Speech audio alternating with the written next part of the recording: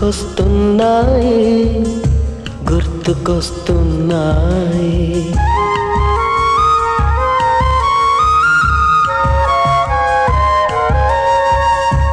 ఎదలోతులో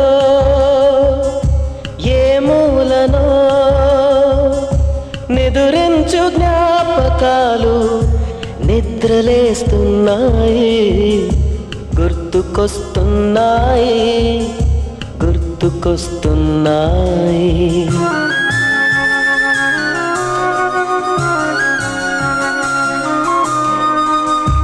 ఈ గాలిలో ఏ మమతలో మా అమ్మ మాటలాగా పలకరిస్తున్నాయి గుర్తుకొస్తున్నాయి గుర్తుకొస్తున్నాయి.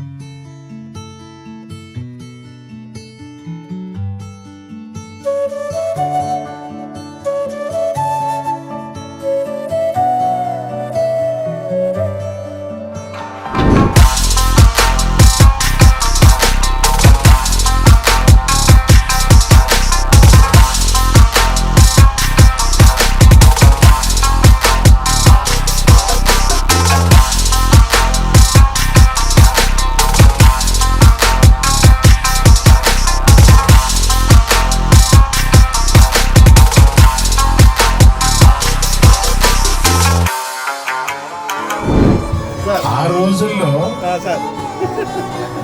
రెక్కలు లేవు. ఈ రోజున ఫుల్ లైసెన్స్డ్ రెక్కలు వచ్చింది. అయితే ఒక విషయం గుర్తుపెట్టుకోండి, మీ పిల్లలు ఉన్నారు, గుర్తుపెట్టుకోండి, మీ పిల్లలు ఉన్నారు.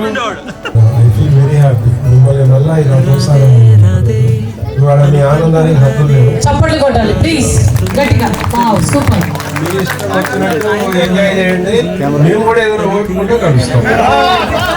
చోటి చేరి ఆడమే అమ్మా నాన్నల్ని ఎంతో విసిగించి మాటే వినదంట వయసే ఇప్పుడే గుర్తొస్తే ఆ సంవత్సరం ప్రతి ఈవెంట్ సంఘం చేయాలి కూడా హై స్కూల్ కొట్టుకొచ్చింది. చోటే అరే బాల్యం రమ్మన్నారాదే గుర్తుకొస్తే కంట చెమ్మ పెట్టిస్తుంటుందే స్నేహాలే గుండె మీద వేసిపోయే పచ్చబొట్టెలే ఆ రోజులు మళ్ళీ రావు ఈ రోజుల్లో కానే కావు అంతేలేని ఆనందాలు వెంటే వస్తే అంటే చాలు ఆ రోజులు మళ్ళీ రావు ఈ రోజుల్లో కానే కావు వెంటే వస్తే అంటే చాలు.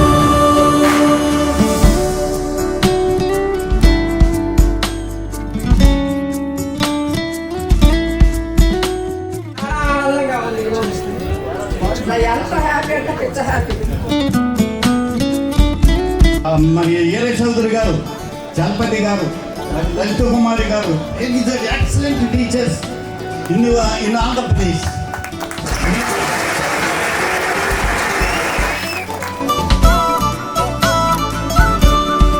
బాబు క్లాసులో రంగాలి గారు చౌదరి మాత్రం రెడీగా ఉండేవాడు. రోళ్ళ కర్ర తెగి కొట్టేవాడు. మేము ఎక్కడెక్కడో ఉన్నటువంటి వాళ్ళు, మీరు ఎక్కడెక్కడ వచ్చిన వాళ్ళు, అయినా కూడా ఒకటి అవటం అనేటువంటిది చేసిందల్లా ఏదైనా ఉందనంటే ఒకటి దట్ ఈస్ కాల్డ్ ఎడ్యుకేషన్, విద్య. ఏం లేదు, స్కూల్ అయిపోయిన తర్వాత కూడా క్లాస్ తీసుకునేవాడిని. స్కూల్ అయిన తర్వాత 5:30 దాకా ఉండేవాడిని. అందులో నా స్వార్థం కూడా ఉంది. ఒకటేంటంటే నేను వెళ్ళి ఆ ట్రైన్ 7:05కి వచ్చేది. దాని ఇష్టం అది. మరి నేనేం చేయాలి అప్పుడు దాకా? మొత్తం 36 మంది ఉండేవాళ్ళం అప్పట్లో, టీచింగ్ అండ్ నాన్ టీచింగ్ అని.